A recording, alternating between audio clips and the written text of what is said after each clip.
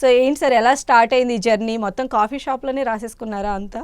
Actually అంటే ఫ్రాంక్గా coffee షాప్లోనే పుట్టింది ఇది. జెమిని సురేష్ నేను మంచి ఫ్రెండ్స్. ఓకే. తను గురువారం నాడు ఏదో ఉపవాసం ఉంటాడు. ఆకలేస్తుంది కాఫీ తాగాలంటే నా రైటర్ తిరుమల నాగు, జెమిని సురేష్, నేను ముగ్గురం కలిసి కాఫీ షాప్కి వెళ్ళాము. మాకు కాఫీ అలవాట్లేదు మా ఇద్దరికి. ఓహో, కాఫీ అలవాటు లేకుండా టైటిల్స్ అప్పుడు ఎంత పెద్ద ఇంట్రో చెప్పారు సార్ కాఫీ గురించి. అవును, ఆ టైటిల్స్ అప్పుడు అదంతా కూడా రాసింది మళ్ళీ మా రైటరే తిరుమల నాగు. తనకు కూడా కాఫీ అలవాట్లేదు. బట్ కాఫీ షాప్లో చూసినప్పుడు కాఫీ షాప్లో చాలా కథలు జరుగుతుంటాయి మనకు తెలియకుండా. అయితే కాఫీ ఆర్డర్ ఇచ్చాడు, కాఫీ వచ్చేలోపు మేమిద్దరం కూర్చొని మాట్లాడుతున్నాం, నేను తిరుమల నాగ్ మాట్లాడుతూ ఇలాంటి కాఫీ షాప్ బ్యాక్డ్రాప్లో ఇన్ని కథలు నడుస్తున్నాయి కదా, వీటి మధ్యలో ఒక కథ ఉంటే నడిపితే సింగిల్ లొకేషన్ కథ చేస్తే ఎలా ఉంటుందని ఒక ఆలోచన వచ్చింది. ఆ ఆలోచన పావుగంటలోని ఇలా చేద్దాం కథ అని ఒకటి కథ నేర్చుకున్నాం. అక్కడి నుంచి వెనక్కి వచ్చి అదే కంటిన్యూషన్, అదే వేడిలో కంటిన్యూషన్లో 2 అవర్స్లో క్లైమాక్స్తో సహా మొత్తం ఏ టేబుల్లో ఏం ఉంటుంది, ఏం కథ నడుస్తుంది, ఎవరెవరు ఏం చేస్తారు, ఫైనల్గా క్లైమాక్స్ ఏంటి, అంత స్క్రీన్ ప్లే అంతా 2 అవర్స్లో అనేసుకున్నాం. సార్ అంటే జనరల్గా అంటూ ఉంటారు కదా, ఒక పాట రాయడానికి ఎక్కడెక్కడికో ప్లేసెస్కి వెళ్తారు, ఒక స్టోరీ రాయడానికి ఎక్కడెక్కడికో వెళ్తారని. మీరు జస్ట్ కాఫీ షాప్లో కూర్చొని ఎన్ని కాఫీలు తాగారు సార్ మొత్తం ఇది 2 అవర్స్లో? మేము తాగాం కదా పాప జెమిని సురేష్ గారు జెమిని సురేష్ ఒకటే కాఫీ తాగాడు.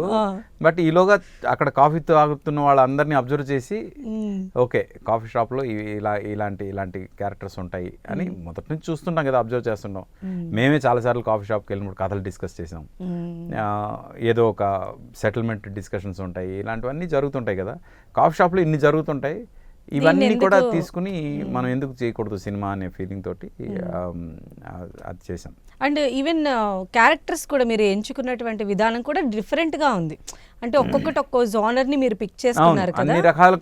అన్ని రకాల ఎలిమెంట్స్ కాఫీ షాప్లో ఉంటాయి. అంటే ఇంక్లూడింగ్ సమ్ ఇల్లీగల్ ట్రాన్సాక్షన్స్ కూడా జరుగుతుంటాయి కాఫీ షాప్లో, ఎవరికి తెలియకుండా సైలెంట్గా జరుగుతుంటాయి. అవి కూడా ఎలా జరుగుతాయి ఏంటి అని చూపించే ప్రయత్నం చేసాం. బర్త్డే సెలబ్రేషన్స్ జరుగుతుంటాయి, రకరకాలు అన్ని జరుగుతుంటాయి కదా. ఇవన్నీ ప్రేమికుల మధ్యలో